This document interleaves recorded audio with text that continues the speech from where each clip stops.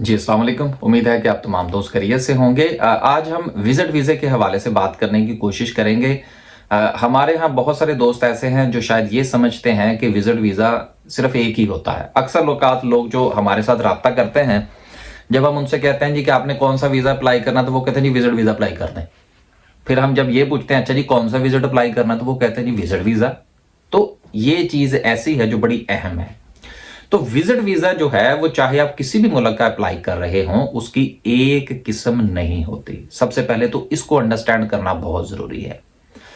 Visit visa जो है उसकी चंद इकसाम है, इसको पहले अंडरस्टैंड करना होगा। फिर उसके बाद जो है वो आप अपनी माइंड मेकिंग कर सकते हैं कि आपने कौन सा विजिट वीजा अप्लाई करना है। फिर मुख्तलिफ ममालिक जो हैं उनकी मुख्तलिफ कैटेगरीज हैं। अब कुछ ममालिक ऐसे हैं जिस तरह यूके है। अब यहाँ पर अगर आप विजिट के लिए आना चाहते हैं तो इन्होंने अपनी कैटेगरीज जो हैं वो बहुत ज्यादा जो है वो मिनिमाइज कर दी हैं, उनकी जो नंबर्स हैं वो कम कर दिए हैं। पहले ऐसा होता था यूके के अंदर कि आपने फैमिली विजिट का अगर अप्लाई करना होता था उसका फॉर्म डिफरेंट होता था, अगर आपने एज ए टूरिस्ट अप्लाई करना होता था उसका फॉर्म डिफरेंट होता था, और इसी तरह से और फॉर्म्स जो थे वो भी मुख्तलिफ हुआ करते थे। लेकिन अब इन्होंने क्या किया कि इन्होंने ये जितने भी विजिट्स हैं इनको उन्होंने जनरल विजिटर में डाल दिया।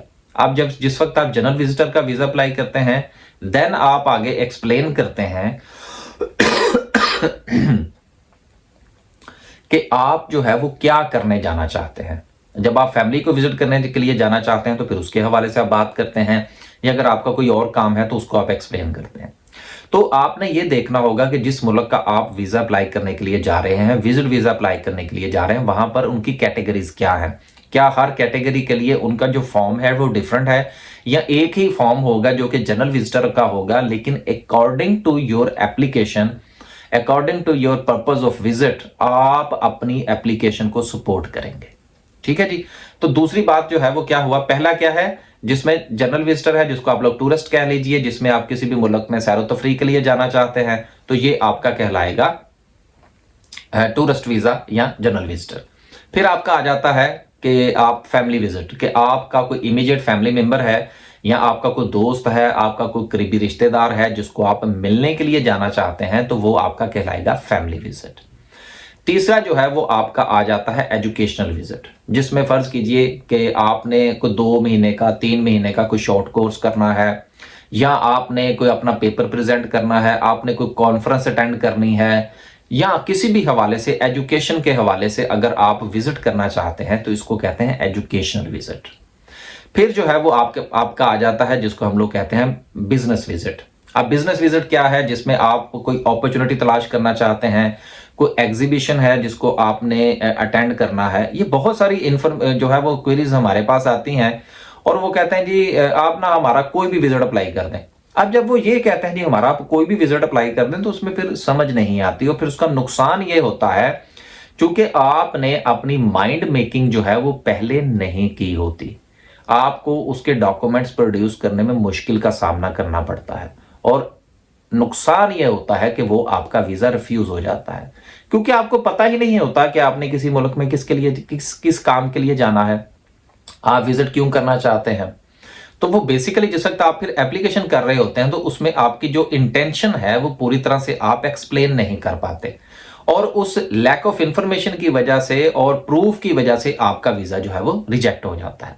तो बिजनेस विजिट में आप एग्जीबिशन अटेंड करना चाहते हैं, आपने किसी कंपनी के साथ राब्ता किया है, आप अपने कस्टमर को मिलने के लिए जाना चाहते हैं, या नए कस्टमर की तलाश के लिए जाना चाहते हैं। मुख्तलिफ किस्म के ट्रेड फेयर्स होते हैं दुनिया के अंदर, आप वो आप उन ट्रेड फेयर्स का जो विजिट करना जा रहे हैं, या आपने वहां पर अपना कोई स्टॉल लगा रखा है। तो ये जितने भी कारोबारी मामलात हैं, इनको डील करने के लिए आप बिजनेस विजिट का वीजा अप्लाई करते हैं। फिर जो है वो एक किस्म आ जाती है जिसको हम लोग कहते हैं मेडिकल विजिट, कि फर्ज कीजिए कि खुदा ना खास्ता आपको कोई मसला है, कोई परेशानी है, चाहे वो फिजिकल प्रॉब्लम है या कोई मेंटल प्रॉब्लम है, उसका इलाज जो है वो आप फर्ज कीजिए कि आप इंडिया से हैं, पाकिस्तान से हैं, या किसी भी और मुल्क से हैं, आप वहां से नहीं बल्कि किसी यूरोपियन कंट्री से करवाना चाहते हैं, यूके से करवाना चाहते हैं, अमेरिका से करवाना चाहते हैं, तो उसके लिए जो आप वीजा अप्लाई करेंगे वो मेडिकल विजिट का होगा।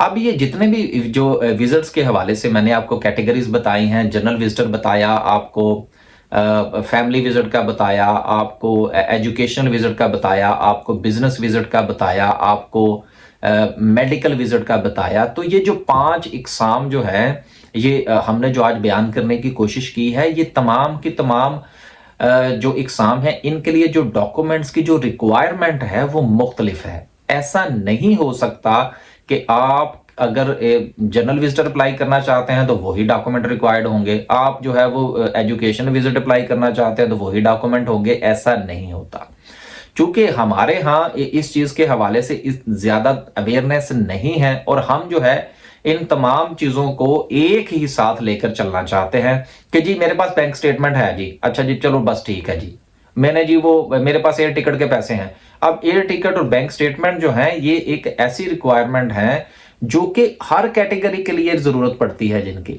लेकिन अब आगे जिस कैटेगरी को आपने टच किया है या जिस कैटेगरी पर आप वीजा अप्लाई करने के लिए जा रहे हैं उसकी जो स्पेसिफिक रिक्वायरमेंट्स हैं, जब तक आप वो पूरी नहीं करेंगे, आपकी बैंक स्टेटमेंट जितनी चाहे अच्छी हो, आपकी ट्रैवल हिस्ट्री जितनी चाहे अच्छी हो, इससे कोई फर्क नहीं पड़ता जब तक कि आपने जो काम करना है। मैं आपको एक छोटी सी एग्जांपल देता हूं कि आप एक बंदे को आपने कुक रखना है और उस कुक के पास बाकी तमाम की तमाम क्वालिटीज हैं मां सवाए इसके कि वो खाना पका सके, तो क्या आप उसको जो है वो जॉब पर रख लेंगे? बिल्कुल नहीं रखेंगे, क्योंकि जो आपकी जो स्पेसिफिक रिक्वायरमेंट है वो बंदा पूरी नहीं कर पा रहा।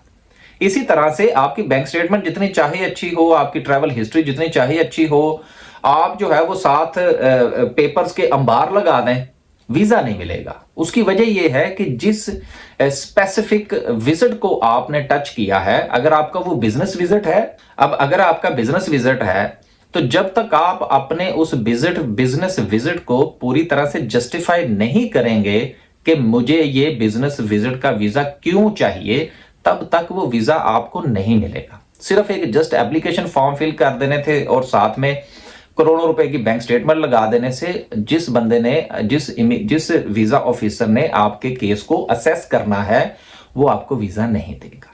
तो गुजारिश ये है कि विजिट वीजे के हवाले से अपने आप को आप अंडरस्टैंड कीजिए। जिस किस्म का विजिट आप अप्लाई करना चाहते हैं उसके हवाले से आपकी एप्लीकेशन मुकम्मल होनी चाहिए।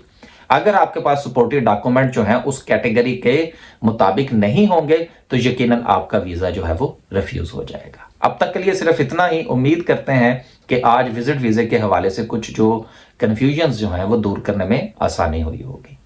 इंशाल्लाह एक नए व्लॉग के साथ हाजिर होंगे। अल्लाह हाफिज।